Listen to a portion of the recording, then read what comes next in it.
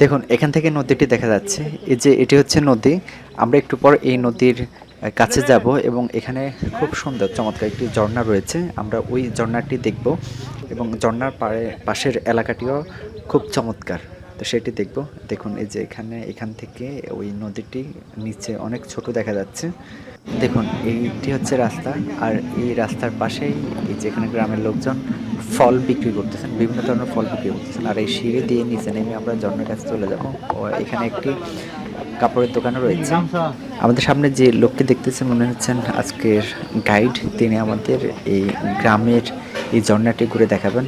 দেখুন এই যে আমরা এখন যেখানে যাচ্ছি এখান থেকে নিচে তাকালেও ঝর্ণাটি দেখা যাচ্ছে।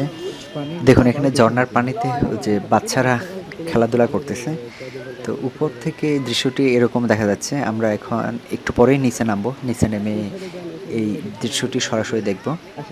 নিচে নামার জন্য দেখুন কি খাড়া সিঁড়ি, এই সিঁড়ি বেয়ে নিচে নামতে হয়। এই সিঁড়িটা মনে হচ্ছে ৫ তলা বিল্ডিংয়ের সমমান। দেখুন আমরা এখন এই সিঁড়িটি বেয়ে নিচে নামতেছি। আর ওই যে সামনেই ঝর্ণাটি দেখতে পাচ্ছি এবং সেখানে বাচ্চারা দেখুন কীভাবে খেলাধুলা করতেছে।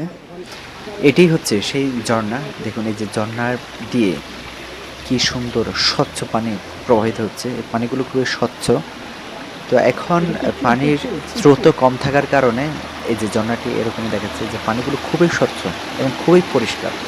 এই পানিগুলো কিন্তু এই গ্রামের লোকজন এখান থেকে নিয়ে যান এবং এগুলো পান করে থাকেন।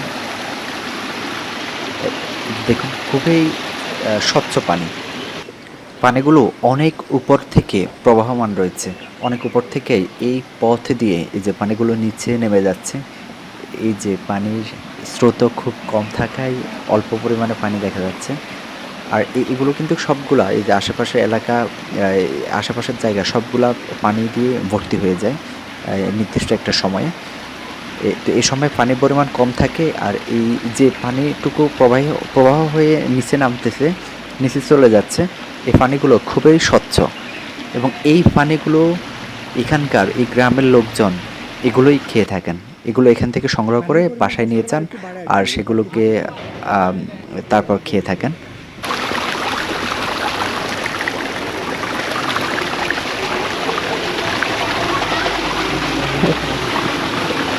বাচ্চাগুলো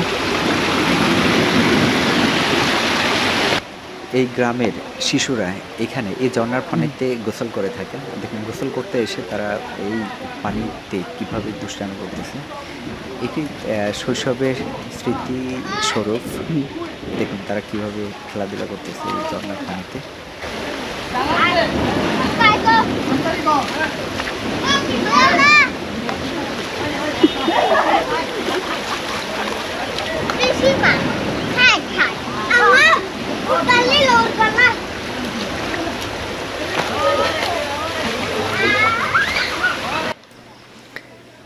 জায়গাটি ঢালু এবং পানির কারণে পিচ্ছিল হওয়ায় দেখুন তারা উপরে উঠতেছে, উঠে এখান থেকে পিছলায় এই পিচ্ছিল জায়গা দিয়ে তারা নিচে নেমে যাচ্ছে। এটাই হচ্ছে আনন্দ। এখানে কাছি ঝুড়ি নিয়ে যে লোকটি নিচে নামতেছে তিনি এই ঝর্ণার পানি থেকে মাছ ধরার প্রস্তুতি নিয়ে বাড়ি থেকে আসছেন এবং তিনি এখন এই ঝর্ণার পানি থেকে মাছ ধরবেন। মাছ ধরবেন কোথা থেকে? এখান থেকে? এখানে কি মাছ পাওয়া যায়? কি মাছ? ছোট ছোট মাছ পাওয়া যায়।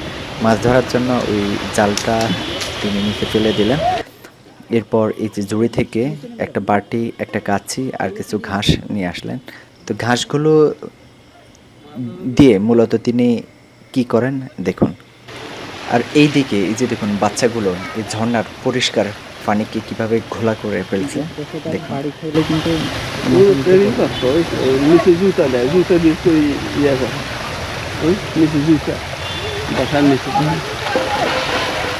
এই পানি থেকে উনি মাছ ধরবেন। তো মাছ ধরার জন্য কিছু প্রক্রিয়া এখানে অবলম্বন করতে হয়। সেই প্রক্রিয়াটি এই যে দেখুন উনি কীভাবে তিনি মূলত এখান থেকে যে ঝুড়িতে মাটি নিচ্ছেন, অর্থাৎ এই মাটিগুলো দিয়ে এই যে এখানে এই ঝর্ণার পানিকে উনি বন্ধ করে দিবেন। তো সেজন্য মূলত এখান থেকে মাটি কেটে ঝুড়িতে নিচ্ছেন। এরপর তিনি মাটির ঝুড়িটিকে নিয়ে দেখুন এখানে এই যে জায়গাটি অসম্ভব পিচ্ছিল। এখান থেকে এখানে সাধারণভাবে হেঁটে গেলে পিছলে খেয়ে পড়ে যাওয়ার সম্ভাবনা রয়েছে। যে মাটিগুলোকে এখানে রাখলো।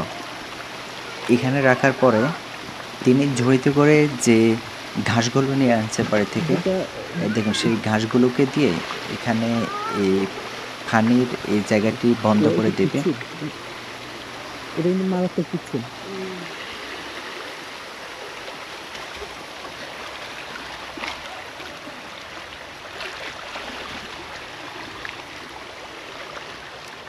তো একটু বন্ধ করে দেওয়ার জন্য প্রথমে ঘাস দিল, এরপর ওই মাটিগুলোকে টেনে ঘাসের উপর দিয়ে দিল। বাস, পানি প্রবাহের তিনটি পথ রয়েছে এখানে, তো একটি পথ বন্ধ করে দিল তিনি। এই যে দেখুন মাটিগুলোকে টেনে সেখানে দিয়ে দিল। বাস, এই পথ দিয়ে পানি আর নিচে নামতে পারবে না, পানিগুলো এখানে জমা হবে।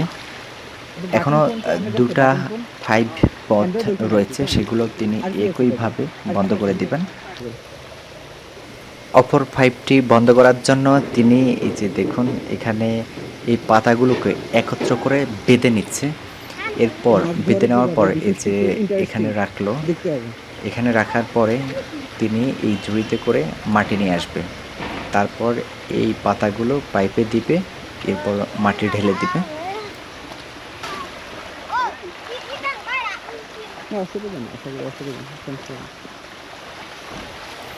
দেখুন তিনি ঝুড়িতে করে মাটি নিয়ে আসছে। এরপর এই মাটিগুলোকে পাইপে ঢালার আগে ওই যে পাতাগুলো দিয়ে পাইপ বন্ধ করে নিল। পাইপের মুখ বন্ধ করে নেওয়ার পর তারপর এই মাটিগুলো ঢেলে দিল। মাটি ঢেলে দেওয়ার পরে এই পাইপটি সম্পূর্ণ ব্লক হয়ে যাবে, আর এখান দিয়ে পানি নিচে যাবে না, কোনোভাবেই যাবে না। দেখুন পাইপটি বন্ধ করার কৌশল, টেকনিক। এরপর মাটির উপরে এই যে পাথরগুলো দিয়ে দিল, যাতে কোনোভাবেই পানি এই পাইপ দিয়ে নিচে না যায়। বাকি রয়েছে আর একটি পাইপ, তো সেই পাইপটিও বন্ধ করে দেওয়ার জন্য তিনি মাটি আনতে গেছেন। মাটি এনে অবশিষ্ট বাকি পাইপটি বন্ধ করে দিলেন। দেখুন বাচ্চাটি কীভাবে, কত ঝুঁকিপূর্ণভাবে উপর থেকে নিচে আসলো। এই পাথরের সাথে বাড়ি খেলে কিন্তু তার মাথায় প্রচণ্ড আঘাত সম্ভাবনা ছিল। তো পাইপটি বন্ধ করার জন্য তিনি মাটি নিয়ে আসলো। এই যে দেখুন জড়িটি এখানে রাখলো। তো মাটি দেওয়ার আগে সেখানে পাইপের মুখে আগে কিছু পাতা দিতে হবে। পাতা দিয়ে এই পাইপটি মুখ প্রাথমিকভাবে বন্ধ করে তার উপর মাটি ঢেলে দেবে। এই যে দেখুন দিল, এই পাতা দিয়ে পাইপের মুখটি প্রাথমিকভাবে বন্ধ করলো। তার উপর জড়ি থেকে মাটি ঢেলে এই যে সম্পূর্ণভাবে পাইপটি বন্ধ করে দিল। ও বাচ্চা ছেলেটিও তাকে সহায়তা করতেছে, মাটি নিয়ে আসছে এখানে দেওয়ার জন্য। তো সেখানে তিনি মাটি দেওয়ার পরে এই যে পাথর দিয়ে সেই মাটিগুলোকে চাপা দিয়ে রাখলো, যাতে কোনোভাবে পাইপ দিয়ে পানি না যায়। দেখুন অলরেডি পানির প্রবাহ বন্ধ হয়ে গেছে, এখান থেকে পানি আর নিচে নামতেছে না। দেখুন এরপর মাছ ধরার জন্য তিনি নিচে নেমে গেল। নিচে নেমে ওই যে জালটি নিয়ে আসছে, সেই জালটি নিয়ে যে পাইপে বন্ধ করে দিচ্ছে, তো পাইপ দিয়ে পানি আর নিচে নামতেছে না। কিন্তু এখানে যে গর্তগুলো রয়েছে সেই গর্তে থেকে মাছ ধরার জন্য দেখুন তিনি কৌশল করতেছেন। তো এই জাল দিয়ে এই গর্ত থেকে তিনি মাছ ধরবেন। এই যে দেখুন তিনি মাছ ধরতেছেন, মাছ ধরার প্রসেস হচ্ছে এটি।